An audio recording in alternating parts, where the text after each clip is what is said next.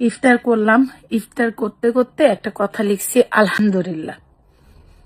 এখন আলহামদুলিল্লাহ লেখার পরে আসলে আমি হচ্ছে তুরুল্লা বুঝছেন, মানে আমার পেটে বাচ্চা। আপনারা কিছু কিছু আপু ভাইয়া লিখতেছেন বাংলাদেশ থেকে আসছেন, এখনো তো 20 দিনও হয় নাই, পেটে বাচ্চা কেমনে চলে আসলো। কেউ লিখতেছেন ছেলে হবে না মেয়ে হবে, কেউ লিখতেছেন কেমনে সম্ভব মাত্র আসছেন এখনই আপনার প্রেগনেন্ট হয়ে গেছেন। কেউ লিখতেছেন বাংলাদেশ থেকে মনে হয় ফ্যাট বান্দি চলিয়ে আসে।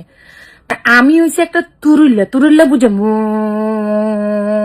করে তুরুল্লা। আমি আপনাদের মাথার মধ্যে এমন ভাবে সেট হয়ে গেছি, মানে আলহামদুলিল্লাহ লিখছি এর জন্য আপনারা আবিষ্কার করছেন বাংলাদেশ থেকে আমি আসছি মাত্র 20 দিন হয়েছে।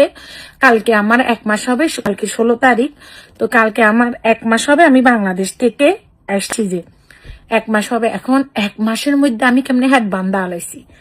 এই যে আমরা বাঙালিরা কতটা বোকা, কে আলহামদুলিল্লাহ লিখলে কি শুধু প্রেগনেন্ট? কেমন অবস্থা আপনাদের?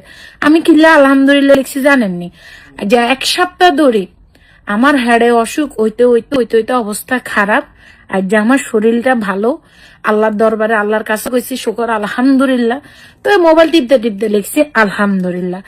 আর আমার যদি সন্তান হয় অবশ্যই আমি আমনেগো ব্যাকেরে কমু না, জাফুরা ভাই আর আমনেগো ব্যাকের দোয়া কবুলে গেছে। আমি মা হইতে চলছি, বা আমি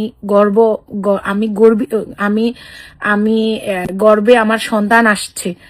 তো এই যে দেখেন আপনাদের আমরা বাঙালিদের কত কিউরিসিটি, বাংলাদেশে গেছে 20 দিন হচ্ছে কেমনে হ্যাঁ গেল, মানে আপনারা পারেনও।